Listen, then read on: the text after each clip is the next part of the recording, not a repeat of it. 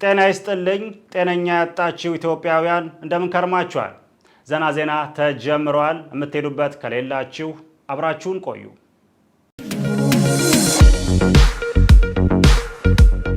በማይታመን ዋጋ በቡልጋሪያ አፍሪካ ህብረት አጠገብ በካሬ 70 ሺህ ብር ብቻ ታላቅ ቅናሽ አዘጋጅተን ብቅ ብለናል። ለ10 ደንበኞች ብቻ የሚቆይ ባለ አንድ መኝታ 78 ካሬ 100% ለሚከፍሉ በ5.5 ሚሊዮን ብር በቅድመ ክፍያ 7 ሚሊዮን ብር ሲሆን 10% ቅድመ ክፍያው 700 ሺህ ብር። ባለ 2 መኝታ 100 ካሬ 100% ለሚከፍሉ 7.3 ሚሊዮን ብር በቅድመ ክፍያ በ9.3 ሚሊዮን ብር 10% ቅድመ ክፍያው 932 ሺህ ብር። በአጭር ጊዜ ውስጥ በርካታ ቅንጡ አፓርትመንቶችን ለደንበኞች በማስረከብ የምስጋና ምስክርነትን ያገኘው ታማኝ ድርጅታችን አሁን ደግሞ ከ20 ካሬ ጀምሮ የንግድ ሱቅ አማራጮችንም ይዘንሎት መጥተናል። ፈጥነው በ0923 70 አሊያም በ0994 003949 ላይ ይደውለው። ሰመር ሪል ስቴት።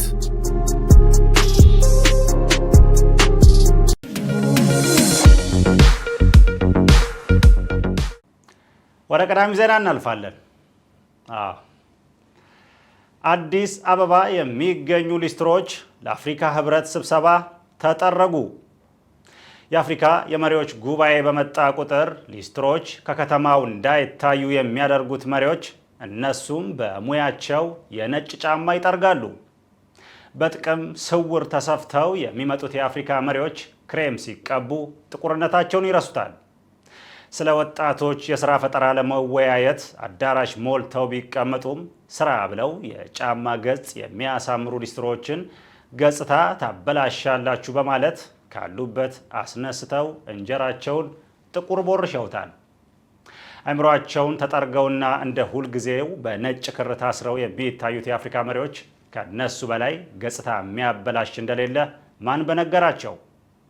የህዝባቸውንም ጉሮሮ የከተማዋንም መንገድ የሚያዘጉት እነዚህ መሪዎች ከስብሰባ በኋላ ውስኪ የሚጠጡት ሊስትሮ በገነባው ሆቴል ነው።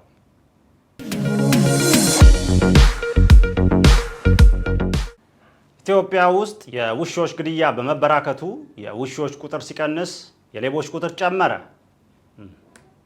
ጊዜው የሌባ በመሆኑ ከሌቦች ይልቅ ውሾች እየጠፉ የቤት እንስሳ መሆናቸው እየቀረ ብርቅዬ እንስሳ እየሆኑ ነው። ለዓመታት ሌባ አንቀው ሲይዙ የነበሩ ውሾች አንገታቸው እየታነቀ እንዲሞቱ ተፈርዶባቸዋል። አብዛኛው ህዝብ የውሾቹ ግድያ ሲያስከፋው፣ በውሾቹ ሞት ደስታ የተሰማቸው የቀበሌው ጅቦች ናቸው። ከውሾች በላይ ሰዎችን በተደጋጋሚ የሚተናኮሱት እነዚህ ጅቦች ዛሬ ላይ ውሾቻችሁን ግደሉ ቢሉንም ነገ ደግሞ ጎረቤቶቻችሁን ማለታቸው የማይቀር ነው። የሚጮህ ነገር ሁሉ መወገድ አለበት በሚለው ብዙ ድምጾች እየተወገዱ ሲሆን ህብረተሰቡ ለውሾቹ እንደ ውሾቹ ቢጮህም ሰሚ አላገኘም። ይህም በመሆኑ ህብረተሰቡ መጮህ ብቻ ሳይሆን መንከስንም ከውሾች መማር አለበት።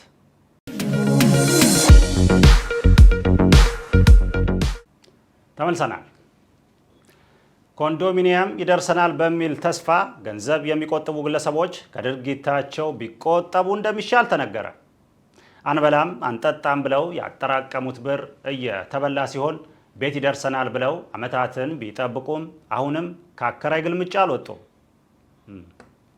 እንደሚታወቀው ኢትዮጵያ ውስጥ ኮንዶሚኒየም እንዲደርሳቸው የሚፈልጉ ሰዎች መቆጠብ ያለባቸው ገንዘብ ሳይሆን እንባ ነው። ለዓመታት የቆጠቡትን እንባ ሚዲያ ላይ በመዘርዘርና ህብረተሰቡን በማስለቀስ የቤት ሰጪዎችን አንጀት ማላወስ ይቻላል። በር ዘግተው ለሚያለቅሱ ሰዎች በር የከፈቱት ሚዲያዎች ብዙ የህይወት ክፍሎችን በማስወራት ብዙ ክፍል ቤቶች እያስገኙ ነው።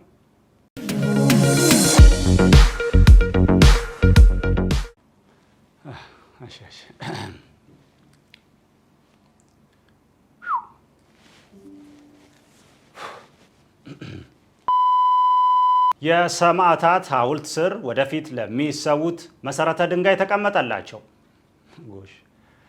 ለሀገራቸው የሚሰውም ለወንበራቸው የሚሰውም ሰዎች በመብዛታቸው ለማስታወሻም ለማስለቀሻም ይሆን ዘንድ ድንጋይ ተጥሎላቸዋል።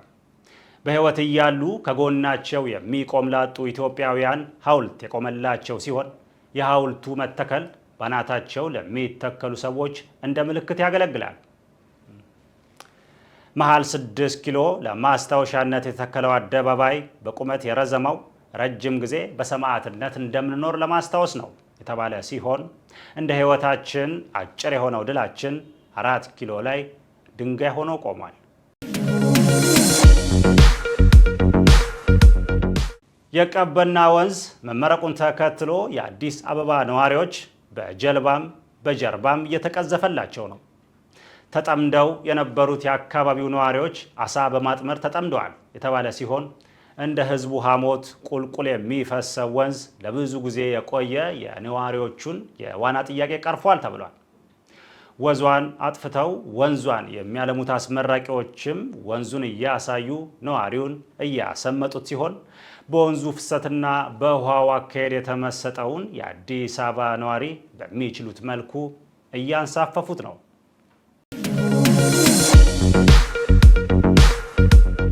የሀገር ውስጥ ኑሮ ሲኦል ለሆነባቸው ሰዎች የገነት ጉዞ ተጀመረ።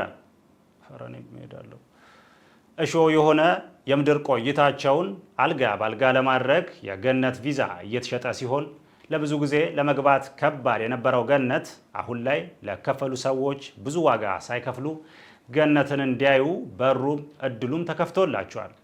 የገነት ቪዛ በመስጠት የአስጎብኝነት ስራ የሚሰራውን ግለሰብ ዘና ዜና አነጋግሮታል። እንደሚከተለው ይቀርባል። እሺ፣ አንዴ እንደማመጥ ገነት መግባት የምትፈልጉ ሰዎች በቀኝ በኩል ትሰለፉልኛላችሁ። ሲኦልንም ደግሞ ማየት የምትፈልጉ በእርግጥ ኢትዮጵያ ውስጥ በትንሹም ቢሆን እያየነው ነው። እሱ በግራ በኩል ትሰለፉልኛላችሁ። አንቺ ግን ከቅድም ጀምሮ እዛ ጋር እያየሁሽ ነው። አጭር ቀሚስ ለብሰሽ ገነት ሆቴል ነው የምትሄጂው? እንዴት ነው እንደዚህ አይነት አለባበስ ተለብሶ? እዛ እኮ ሄደሽ ሀብታም መጥበስ እኮ የለም እኮ። ነይ እንደውም በግራ እዚህ ነይ ወደዚህ። እዛ ሲኦል አስገብቼ በሰይጣን ነው ማስጠብጥሽ። ቶሎ በይ እዚህ ጋር ቁሚ። እንዴት ያለ ነገር! ካሁኑ ነው ስርዓት መማር ያለባችሁ። እንዳልኳችሁ ነው። እኔ ቪዛው አለኝ አስገባችኋለሁ። እናንተ ብቻ አካውንቴ ላይ የሚገባውን ነገር ማስገባት ነው። እዛ ከገባችሁ በኋላ ጎብኝታችሁ መውጣት ነው። ገነት ከገባው በኋላ እጠፋለሁ የሚል ካለ እኔ ነግሬያለሁ። ውስጥ ማቀው መላክ አለ። አንገታችሁን አስይዤ ሲኦል አስገብቼ ነው አይናችሁን ማስጠፋው። እወቁ። በቃ እዛ የውር ድንብር ነው። በቃ ብትንቀሳቀሱ እሳት እርገጡ፣ እሳት የላሰ ሰው እርገጡ፣ ምንም አታውቁትም። በቃ ድንብርብር ነው የምትሉት። ነግሬያችኋለሁ። ሌላው ምንድነው? ብዙ ነገሮችን እንጎበኛለን። ወንዞች እናያለን። ይሄ ጊዮን ወንዝ የሚባለው እሱን እናያለን። እንዴት ነው አባይ ግድብ ከተገደበ በኋላ ውሃው ቀነሰ አልቀነሰ እሱን እናያለን። ፋውንቴኖች አሉ፣ ፏፏቴዎች አሉ። ፋውንቴኑ እንዴት ነው ውሃ አለው ወይስ እንደ ምኒልክ አደባባይ በደረቁ ነው የቆመው የሚለው እሱንም እናያለን። ሌላው ዋናው ነገር አዳምና ሔዋን የበሉትን ዛፍ እሱንም እናያለን። ምንም ችግር የለውም።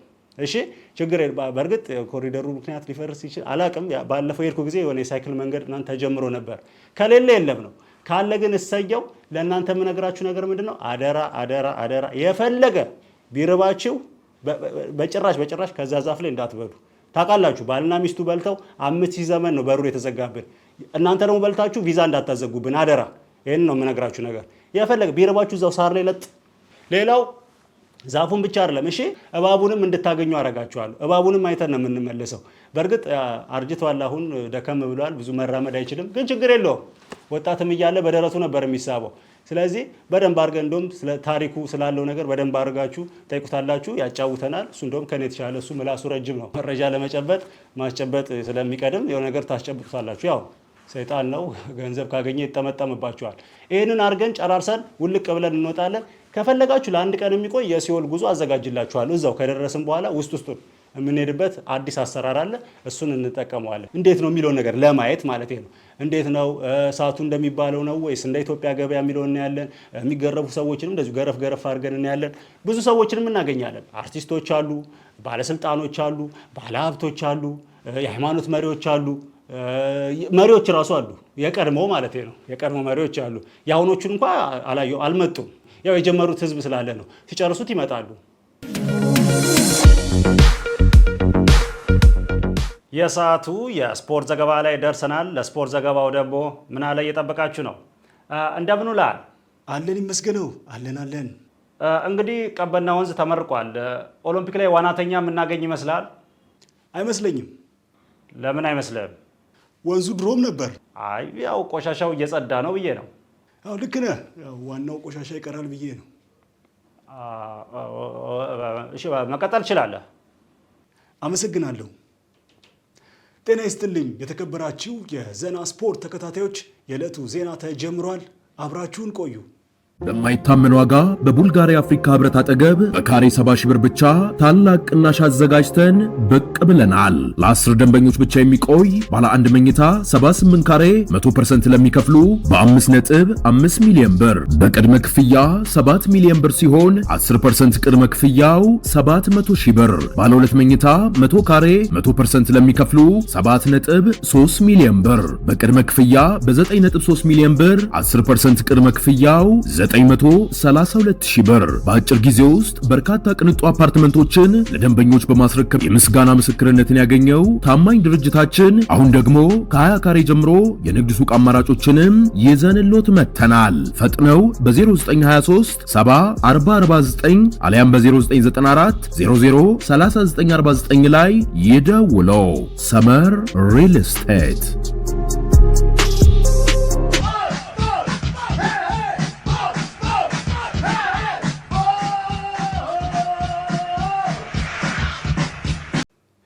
ወደ ቀዳሚው ዜና እናልፋለን።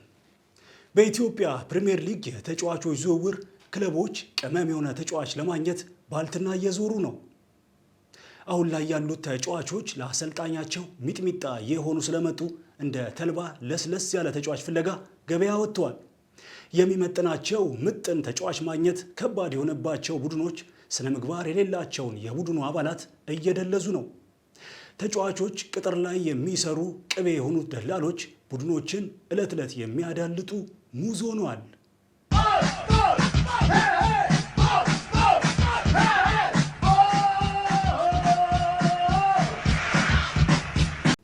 ሰውነት ግንባታ ላይ የሚሰሩ ቦዲ ቢልደርስ ሆድ ከሀገር እንደሚሰፋ እያሳዩ ነው።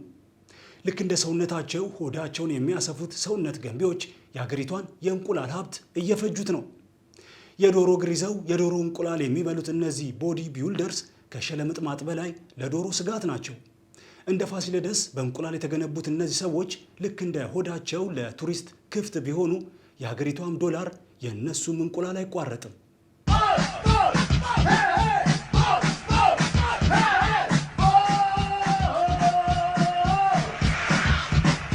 የኢትዮጵያ አትሌቶች አሁን ያለንበትን ሁኔታ ለመግለጽ ወደ ኋላ ሊሮጡ ነው። ወደ ኋላ በመሮጥ ስማችንን እናስጠራለን ያሉት አትሌቶች ወደፊት መሮጥ ከብዶን እየተቀደምን በመሆኑ ወደ ኋላ በመሮጥ ዓለም ላይ ማንም እንደማይቀድመን እናሳያለን ብለዋል። ለረጅም ዓመታት ወደፊት ስንሮጥ መሰናክል እየገጠመን ውጤት ማምጣት አልቻልንም ያሉት አትሌቶች ወደ ኋላ በመሮጥ የፊቱን ሲጠርጉ የነበሩት ሰዎች ላይ በመድረስ ምን አይነት ሩጫ ሮጠው በዓለም መድረክ ላይ እንደቀደሙ ማወቅ አለብን ብለዋል።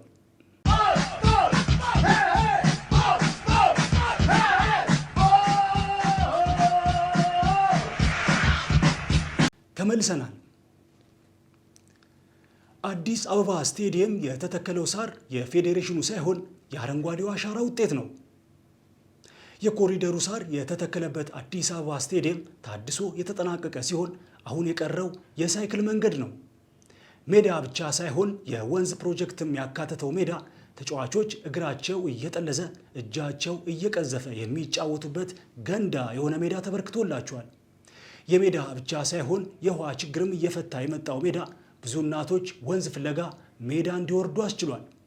ውሃ በማቆር ኩሬ የሰራው ሜዳ ተጫዋቾቻችንን ወባ እንዳያስይዛቸው የተፈራ ሲሆን በዚህ ምክንያት ብዙ ተጫዋቾች ማሊያ አውልቀው አጎበር እየለበሱ ነው።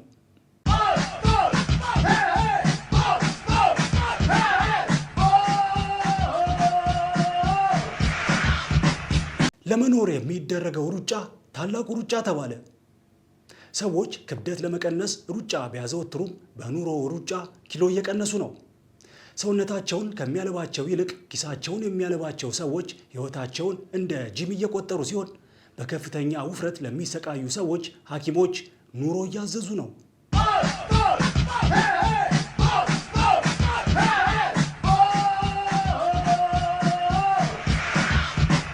የሰዓቱ ዘና ስፖርት እዚህ ላይ አብቅቷል። ወደ ዋናው ስቱዲዮ መልሳችኋለሁ። የሰዓቱ ዜና እዚህ ላይ አብቅቷል። ምን አለ ያረጋል ቡቹ ኮሚክስ የሚለውን ምን ተባብለናል? ይታወቅ የለ እንዴ? ይሄ ነገር እኔ እንዴት ነው መንካት የምችለው? ድምፁ ነው የሚሰማኝ። ለማንኛውም የሚደረገውን አድርጉ።